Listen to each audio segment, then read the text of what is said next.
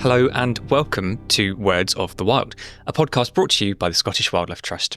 For our new listeners, my name is Ed and I will be your host for this episode. And as usual, I am joined by my brilliant colleague and co-host.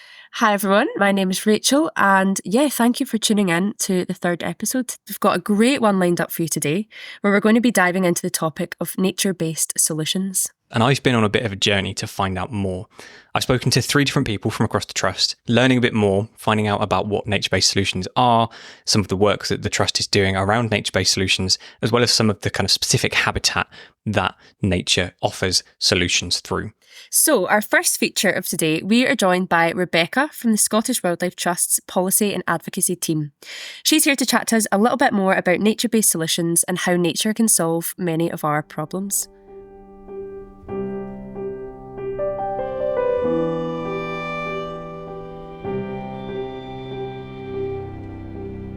Well, Rebecca, welcome to Words of the Wild. Thank you very much for joining us today. Thanks for having me. It'd be great to chat to you. So you're part of our policy and advocacy team, right? So could you just tell us a bit about your role in some of the work that you do?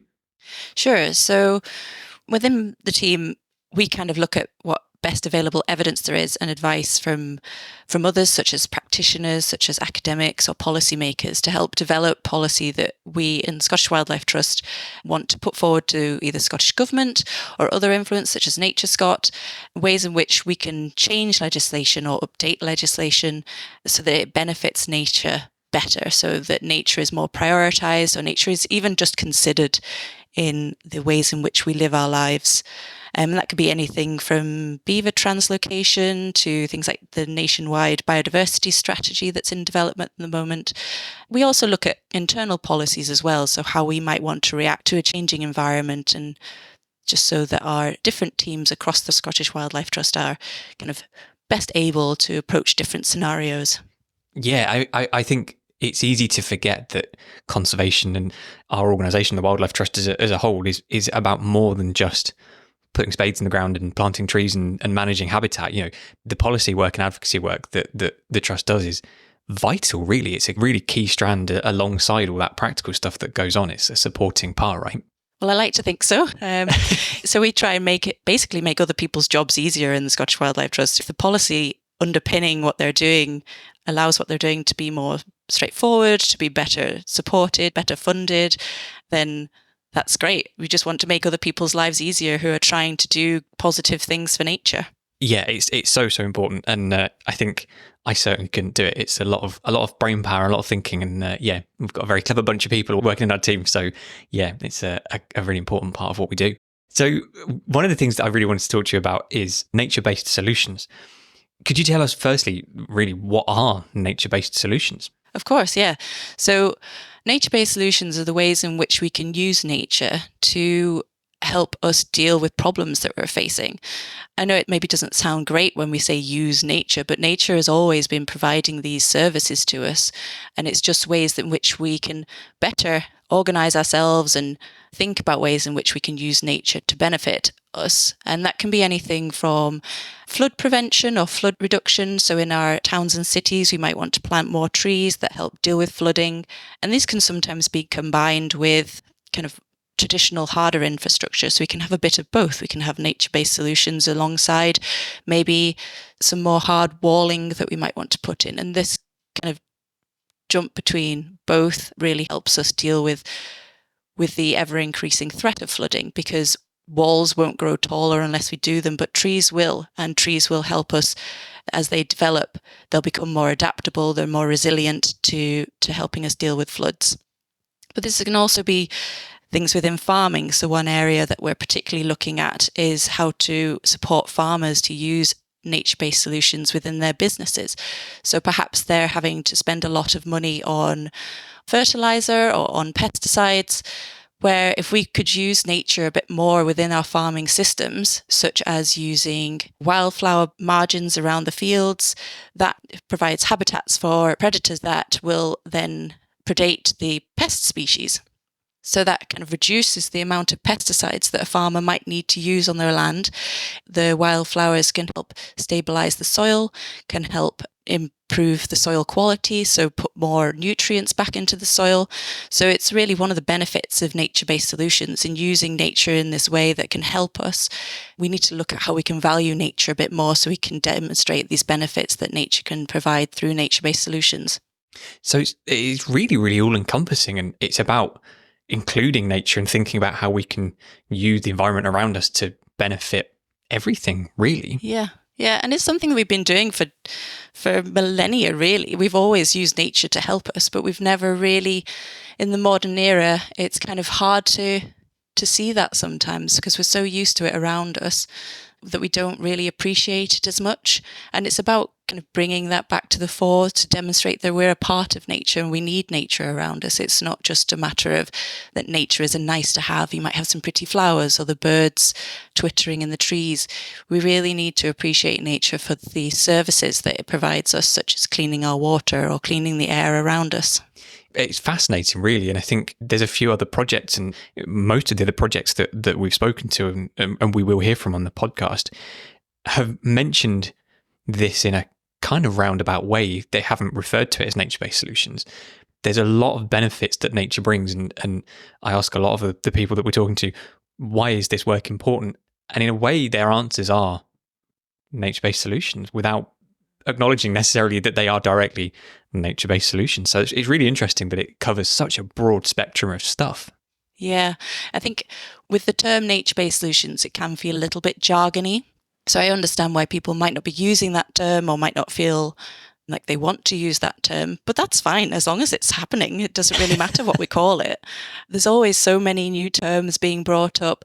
I think a lot of the time we use the term nature-based solutions because of the policy around it. So it's more to do with the legislation. It's more to do with the policy documents that are being shared with politicians, with government. So it's more around that messaging that we want to try and focus on, because if we can get that in legislation, then that really will help anyone who's trying to use nature in this way to bring these multiple benefits to do what they want to do, to be supported to do that. Yeah, making an integral part of society as a whole is so important. What work is the Scottish Wildlife Trust doing around nature-based solutions at the moment, either kind of directly or indirectly, really? Mm-hmm.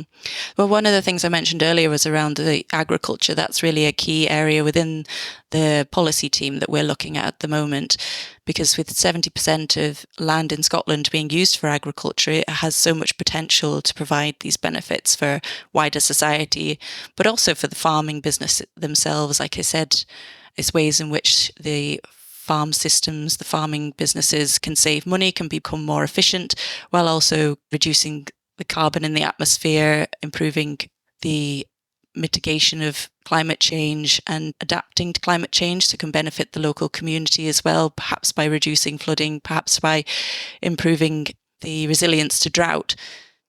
So that's where we're kind of looking to see how government can support farmers to use nature-based solutions more, what maybe the funding aspects are there that need to be implemented there, what advice and support is needed to farmers, how we can help farmers understand why this is needed.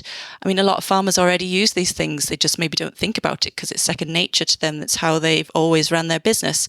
It's how their grandfathers, their fathers have always done it. I'm being a bit sexist there, but I think that's coming from my own personal experience. My dad's a farmer, my grandfather was a farmer, and my brother's a farmer. So apologies there for using the male pronouns. Yeah, so that's one of the key areas that we're working on in the policy team. Within the wider trust, I think you're already going to chat about the Edinburgh's living landscape, where we've worked with trying to find space within the urban environment within Edinburgh, which is suitable for nature-based solutions to help support the wider community, to help them to increase resilience to climate change. Also within Cumbernauld living landscape. So that's focusing more on the urban environment, which is equally as important as the rural environment when it comes to nature, despite the fact that we don't really have that much nature within the urban environment. It just means that what we do have has a lot more pressures put upon it, has a lot more demands from the people who live and experience that natural space within their towns and cities.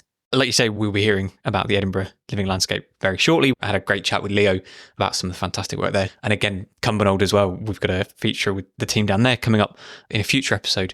So shameless plug. do come back to listen to that if you're interested. But what can people do? I think nature-based solutions and using nature is something that a lot of people like the sound of, and it's quite an appealing thing to be able to use what's around us to kind of benefit ourselves and everyone else. What can people listening to this do? Is there a way that people at home can get involved? Yeah, definitely. So another area of the work that we've been doing in the Trust on nature-based solutions, we held a campaign called Help Nature Help Us, which had lots of resources which demonstrate the ways in which nature provides for us. They can be little things such as planting wildflowers in your garden and letting them grow and seed so that they are continually there for pollinators. We need pollinators to provide our food, or a lot of our food. So if we don't have pollinators, then our food security is a little bit threatened there. So if you could make a space for a more natural area in your garden, or on your, even if it's just on your windowsills or on your patio, whatever little bit of space you might have, planting a few wildflowers is really beneficial. And then if you could say, if you want to improve your resilience to flooding, you could try using a rain garden in your space where you no longer have hard infrastructure there, but it might be some plants that are resilient to flooding and drought, which can then absorb the water when there's lots of flooding and retain that water during drought. Admittedly, you need a bit of space. Maybe not all of us are privileged enough to have that space, especially within the urban environment. But just look at what you have available to you and think about how you can make that space more natural, more resilient to flooding or resilient to drought. And you can look on our website for some examples of that as well.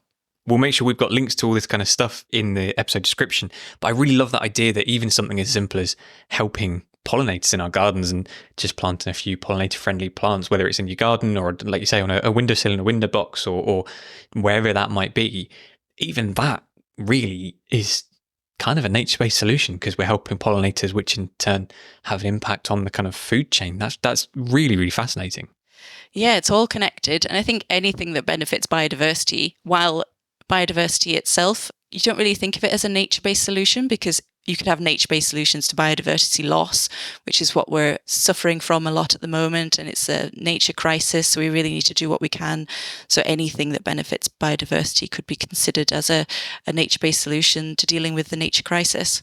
But I think I haven't mentioned it yet, but one of the main areas which you could really help improve space for nature-based solutions or use nature-based solutions more, just write to your MSP and explain to them how you want to see more green space in your local area. Maybe there's an area of derelict land that you really appreciate because it's grown wild, but it needs a bit more management. Maybe that could be developed into something that the whole community can enjoy. And if you mention these things to your MSP, if people make them aware that this is an important thing to society, to their constituents, if there's a way in which you can put your voice out there and really demonstrate to politicians that this is important to you, I think that's one of the most important things that you can do. That's brilliant. I've really, really enjoyed finding out more about nature-based solutions, and it definitely made me think a lot more about how some of even just those kind of smaller actions that we do at a local level can have such a massive impact. So yeah, thank you so much, Rebecca. It's been really, really great chatting. No, thank you so much for having me.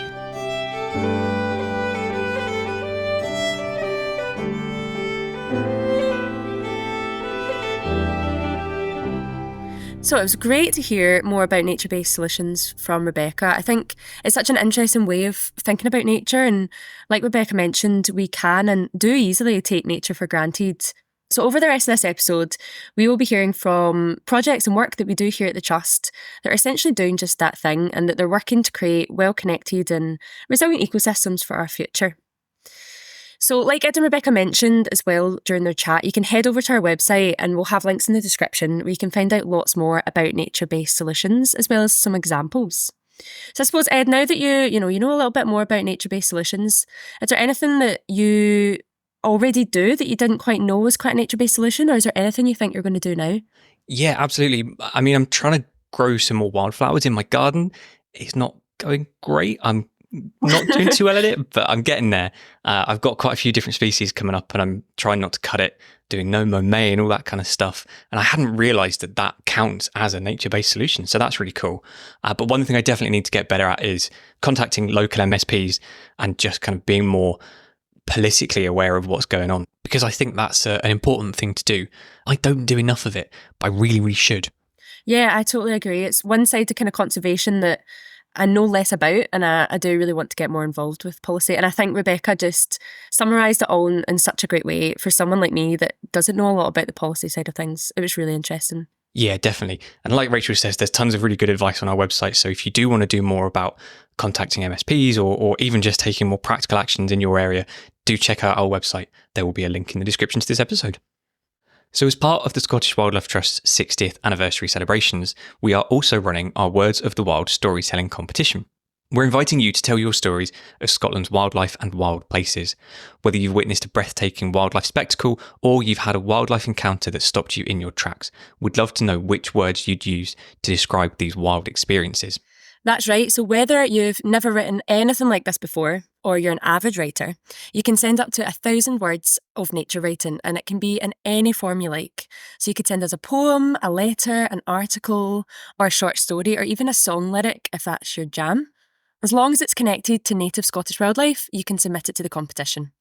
So entries can be fiction or non-fiction, so imagined or real, but we are looking for stories of real Scottish wildlife. So unfortunately, no stories about wild haggis or fairies, please.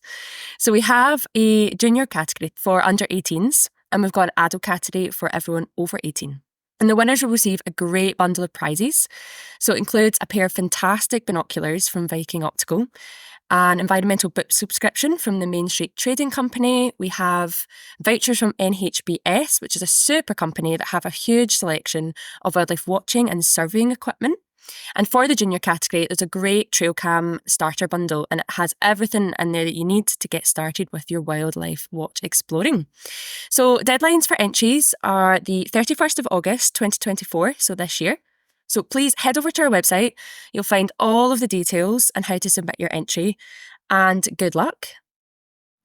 So our next feature, we are joined by Leo from the Edinburgh Nature Network, which is essentially a long-term strategic approach to managing, restoring and enhancing the urban landscape of Edinburgh.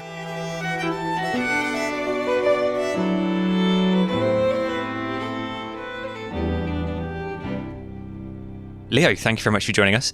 You're the Edinburgh Living Landscape Manager. Could you just tell us a bit about kind of your role within that project? So yeah, I'm actually the Edinburgh Nature Network Manager. And so this is where there's a little bit of confusion going on, because of course we've got these two terms that are going on at the moment across Edinburgh. So yeah, the Edinburgh Living Landscape and the Edinburgh Nature Network. So the Edinburgh Living Landscape is essentially a partnership that we have, which is across a number of different organisations. But essentially we come together and we work towards this key vision, this sort of core aim and goal to ensure that nature is very much at the heart of Edinburgh, very much at the heart of the city. And we have this big sort of goal, which is by 2050, we want Edinburgh to be one of the most sustainable cities in Europe, creating healthy places for people and nature again. And I will keep saying for people and nature. And I think that's a lot more pertinent within the Edinburgh Living Landscape in particular, because this is our urban living landscape. We're obviously looking at a very, very, in some places, highly densely populated area. But this is obviously also a city, and we want to ensure that nature is very much a part of the city. So yeah, we come together to work towards this core vision. So we've got some real key players who can come together and discuss about how we can manage the land in Edinburgh and nature as well across different organisations, because we understand that there's so many amazing projects, so much good work that is going on across the city, but it doesn't really make sense if we're not really working cohesively and we're not tying in and letting other people know what's going on. So the living landscape is more of an umbrella. It's not kind of an actual project. And you mentioned earlier that the Trust is part of several living landscapes, Cumbernauld and the Coigach and Assynt living landscape as well. Is it the kind of urban aspect that makes the Edinburgh living landscape unique? Within Edinburgh, the Scottish Wildlife Trust, we have a few reserves. We've got Johnston Terrace, which is obviously very, very small, Borsinch and Duddingston Loch, which is a larger area, but is obviously predominantly made up of a freshwater loch. And then we've got the red moss of Belerno out in the Peatlands as well. But then we've got so much more land, which is owned by, the council and also by the University of Edinburgh. And I think what makes it interesting, what makes it different is that I suppose we're looking at this more strategic side of things in Edinburgh. We're looking at how we can best influence practice that is probably going to be delivered by other organisations as a result of land ownership and land management in Edinburgh. And I think that ties in quite nicely with where we are with the Edinburgh Nature Network, which is at the moment is our core delivery piece within the Edinburgh Living Landscape. And essentially it's a way of us bringing together all the work that is being done by all different organisations to really see what we are doing in Edinburgh and how we can make such a bigger difference to increase ecological connectivity and ensure that nature is very much still part of the city of Edinburgh. Yeah, it's a fantastic project and there's loads of really, really great stuff happening. I mean, one of the things that I'm really interested to find out more about is through the Nature Network, you're working on some kind of monitoring and evaluation. Could you just tell us a bit about that? Essentially, what we want to do is track the delivery of the Edinburgh Nature Network and also the impacts of it. So just seeing how far we've gone with the Edinburgh Nature Network and also how it's contributing to people and nature. In this, we've created a mapping tool.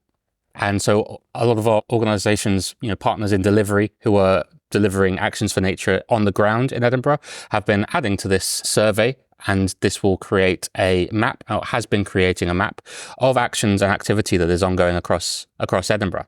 And so this is something that's not been done before, looking at cross-organisational work just to really, really tie in all of this work that is going on. Because like I said earlier, there is some really good work that is going on, some really fantastic actions for nature that are being delivered by, yes, those partners in the Edinburgh Living Landscape Partnership, but also wider as well with other groups that we've had set up in the Edinburgh Nature Network monitoring workshop groups.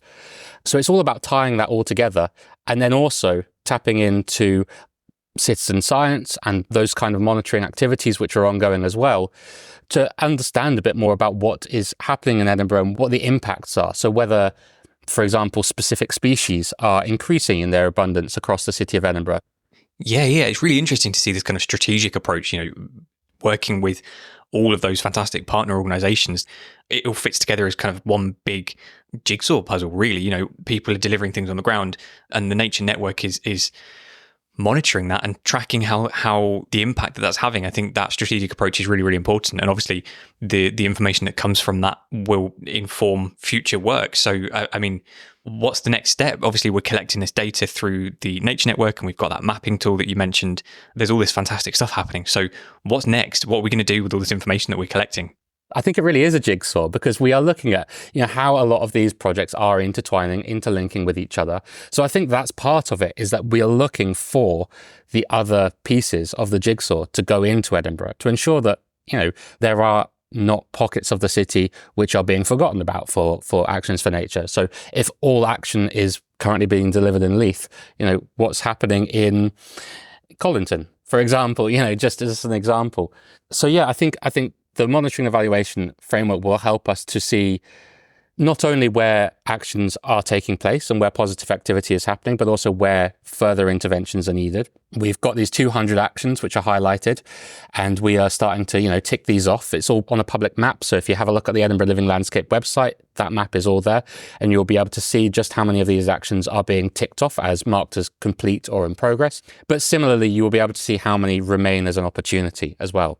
They really, really are broad, from, planting a few trees down Leith Walk, changing a bit of amenity grassland to wildflower meadows, for example, on Leith Links, to restoring beavers to the water of Leith in Belerno. We've got some really high level ones that would be a lot more work, but why not? Why not be ambitious?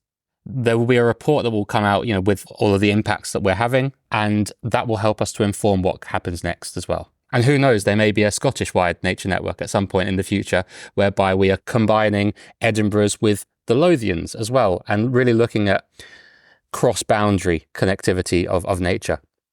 Amazing. Yeah, that would be a real, I think, achievement, working towards that bigger picture. And I think this is really exciting, opportunity, I think, not just for the Scottish Wildlife Trust, but for everyone involved to essentially kind of create a to-do list. We're identifying the gaps and the things that need doing. We're finding out what's happening, but what needs to happen, and identifying those gaps and figuring out how we can get that done and make a real difference.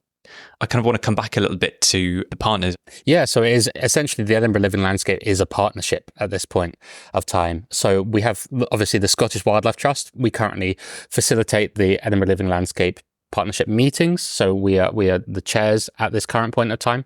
We've got the University of Edinburgh. They're obviously big landowners across the city, so it's good to get them involved. We've got people from the Department of Ecology as well as their Social Responsibility and Sustainability department.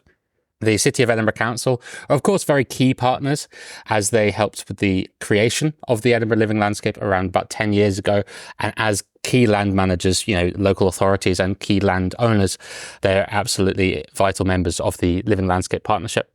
But then we've also got organisations. We've got the Royal Botanic Gardens of Edinburgh, the Edinburgh Lothian Green Space Trust, RSPB, Nature Scot, the Conservation Volunteers, as well as representation from Butterfly Conservation Scotland and the Royal Zoological Society of Scotland.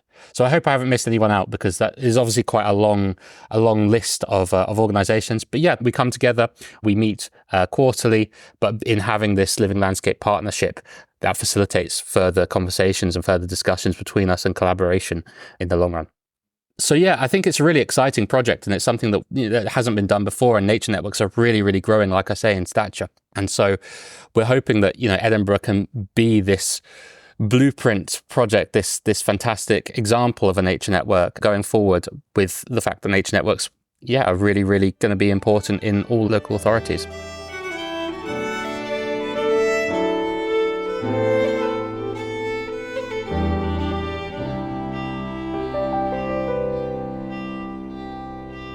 That was, a brilliant discussion. So thank you, Leo and Ed. I mean, the work that, Edinburgh Nature Network and Living Landscape is doing to, again, try and create these well-connected, healthy ecosystems across Edinburgh is just fantastic. And, the Nature Network monitoring they're doing is just really innovative and pretty inspiring. I think, the project's making great strides, and it's great also to see local authorities supporting conservation and restoration of these local green spaces that are just so important for communities. And, with the project working in some really urban areas, well, I personally love adopting that outlook of, healthy places for people and nature. And sometimes I think, Ed, maybe you agree that we see nature and cities often as two separate things. And I think, I love the fact that that perspective is starting to shift, and we're seeing them go more in hand, which is really great to hear. 100%. And talking to Leo, it was really clear just how intertwined nature is becoming with an urban community and an urban landscape. Leo's enthusiasm was absolutely infectious, and to be perfectly honest, trimming that feature down to fit into 10 minutes was really, really hard, because we spoke for a good half an hour plus, and we probably could have chatted all day about the living landscape and the work that the Edinburgh Nature Network is doing. So a huge thanks to Leo for chatting there. Yeah, I did absolutely love your ambition, Leo. It was so great. Yeah, so the Trust has reserve managers across Scotland who play a vital role in looking after our over 100 nature reserves. And there's lots of valuable habitats across these reserves, one of which is peatland. So peat soil is essentially one of Scotland's big assets when it comes to battling climate change, as it's got this amazing ability to store carbon. So for the last feature of this episode, we are joined by Julian, who's one of these reserve managers at the Trust and who works on several of our key peatland reserves.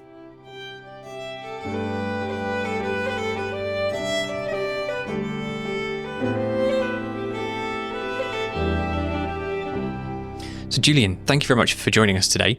Today we're going to be talking about peatland and peatland restoration as well. So firstly, really, could you just tell us a bit about your role within the Trust and some of the work you do? My name's Julian Warman. I'm a reserves manager for the southeast of Scotland. So that involves me in the and responsibility of managing the Trust's 25 reserves in the Scottish borders, East Lothian, Mid Lothian, West Lothian and the City of Edinburgh. And within that area, we've got a number of peatland sites, which are lowland raised bogs. So my job basically involves me in organising, liaising with other people so that the reserves are managed for their habitat, biodiversity and public access. So a lot of reserves that you cover there. I bet that keeps you quite busy. Yeah, it's busy. It's an interesting job. There's a lot of variety in terms of habitat and the sorts of things we have to do. So yeah, it's a great area. Absolutely. And today, really, we're focusing on peatland and some of those kind of peatland reserves. Which are some of those reserves in your kind of area that are great examples of peatland? I know you mentioned lowland raised bogs. Are there some of those reserves that are great examples of that? Yeah, so there's red moss of Belerno, which is close to Edinburgh, Longridge moss, which is in West Lothian. We also look after tail end moss, which is in West Lothian, and we also have din moss, which is in the Scottish borders. So they're all good examples of lowland raised bogs that the Trust has managed for a number of years. And peatland really at the moment, peat in particular, is becoming quite a big topic, and we certainly hear a lot about it in compost and in the news and all that kind of stuff. Why is peat and peatland habitat, why are they so important? So from a biodiversity point of view, they're important because they're very specialist habitats. So you have a lot of very specialised plants and animals that have become adapted to life in these peatland areas. The peatlands are wet and they're also slightly acidic. So those two things mean that organisms that can survive there are quite well adapted. The Trust has been interested in them for many years from a biodiversity perspective, but in recent years, probably in the last 10 years, people have become interested and recognise that they also play a part in the climate change processes. So they store carbon, essentially. Yes, it's more than just providing a good habitat. What sort of stuff goes into the peatland restoration work that you've done? Because I know you mentioned there's quite a few reserves there, and we were talking earlier about some of those sites. What's the kind of key work that happens to look after and maintain a peatland in a good condition? So the key to it is trying to keep these sites wet. In the past, people were trying to drain peatlands because they were trying to exploit them for agriculture. So many of our peat bogs, you can still see the evidence of these attempts to drain them, which involves digging ditches across them to get the water away from the peat bog to dry them out. So a lot of our work has been trying to reverse that process. That usually involves us placing dams on these ditches to hold the water onto the peat, to re-wet the peat, and then it becomes to try and restore the peat to a more healthy state so that some of these organisms which rely on them can have a more secure future and they can thrive on these peatlands. That's really interesting. I didn't realise that the goal back in time was to dry these areas out. Was that for a purpose, or was it to use the peat as a kind of fuel source, or was it just to dry them out and create more accessible areas? It was for a variety of reasons. So in some cases, people were using peat for burning, for a source of heat, and the first step in that is you need to dry it out so you can then dig it out. Also, that they could then put grazing animals onto these sites because they were too wet initially. Also for agriculture. And probably within the last 100 years or so, they've been dug out for horticultural use. So peat is used by gardeners as a medium for growing. So that's the other threat to peats. Yeah, and obviously, I think in the past few years, most people will have seen there's been lots of campaigns in the media and in the news about banning peat in commercial compost, and most composts, I think, in a lot of garden centres across Scotland today are thankfully peat free. So that's obviously a step in the right direction. You've mentioned a couple of times that there's some species that rely on these habitats and they're very specific to peat bogs and peatland in general. What are some of those kind of important species that rely on these areas? So there's a variety of plants. So the primary one is sphagnum moss. Sphagnum is basically the species that partly decomposes but then becomes peat. So peat is just very partially decomposed or preserved sphagnum moss. Sphagnum's got the ability to retain a lot of moisture. If you pick up some sphagnum from the surface of a moss and squeeze it, you'll see that the amount of water that it holds.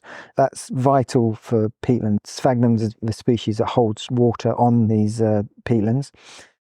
Another species of interest is sundew.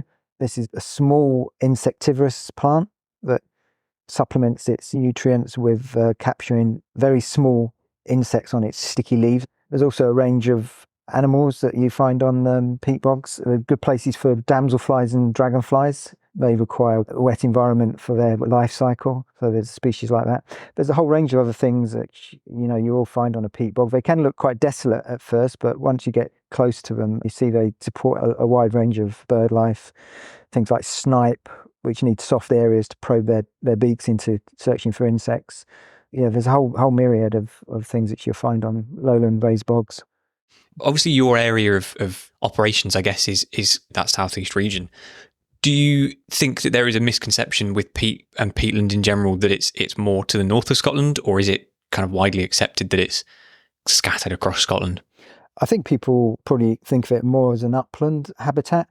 The thing to mention here is that the upland peatlands, which you can also see from Red Moss and Belerno, you can see the pentlands, and there are peat habitats on the pentlands, but those are blanket bogs. They're formed slightly differently to the lowland raised bogs that Red Moss is an example of. Then, the highlands is covered in the uplands are covered in blanket bogs. So I think people have more of an idea or think that most peatlands are to be found, which is true. That most peatlands are probably upland. The problem that the lowland raised bogs have experienced, they've been massively depleted. Because they're in the lowlands and there's centres of population, they've been easily exploited. So it's estimated somewhere around 90 or more % of lowland raised bogs have been lost or damaged. So that's why what we've still got is so vitally important that we do our utmost to preserve them. That's a huge number. 90% of lowland bogs is a huge number. I guess that makes those lowland raised bogs that bit more special, really. I mean, if they weren't already special enough. Is there something that people at home that are listening to this can do to help peatland? Because obviously it's an important habitat, short of going and visiting some of these sites. Is there stuff that people can do at home? I think basically in their gardens, do not buy composts that contain peat. Always go for the peat-free option and lobby their MSPs to try and get a complete ban on the sale of peat products for horticulture. I think people just take the opportunity to look at our website. All the details sit there about our reserves, and you'll find a number of peat bogs, not just in my area, but across Scotland. You probably find you're quite close to a lowland raised bog that you can go and visit and experience. There we go. You heard it here first. Get out and explore those bogs. Thanks very much, Julian.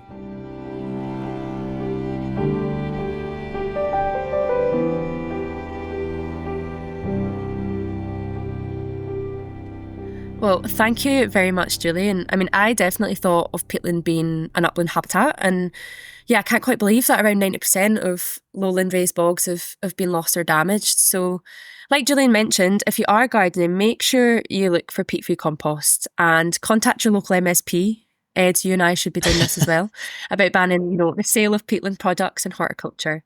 And again, you can head over to our website, like Julian mentioned. There's lots more information about peatland bogs on there, but there's also, a list of all our reserves across Scotland, which you can check out. And the Trust has really been involved in peatland conservation for a really, really long time. And I hadn't realised until I caught up with Julian just how involved the Trust has been. So back in the 90s, we led this campaign, which led to the start of a series of national bog days, which doesn't sound that glamorous. And coincidentally, one has just happened on the Sunday before this episode has been released. But it was quite glamorous because it actually led to us being featured on the much-loved children's programme Blue Peter. So that's quite an achievement in itself. But it just goes to show how important peatland habitat is for us and Scotland as a whole. Yeah, definitely. I mean, like you say, it really goes back to that 1990s. The Trust started campaigning for peatland. And to this day, it still remains one of our focuses with our kind of peatland restoration project. So yeah, fantastic. And it's amazing to see so much work going into it for sure. Well, that has been episode 3 of our podcast series. We hope that you've enjoyed our kind of exploration of nature-based solutions. I certainly learned a lot throughout the process and talking to our 3 guests. So thank you very much for joining us, and hopefully you can join us next week for more Words of the Wild.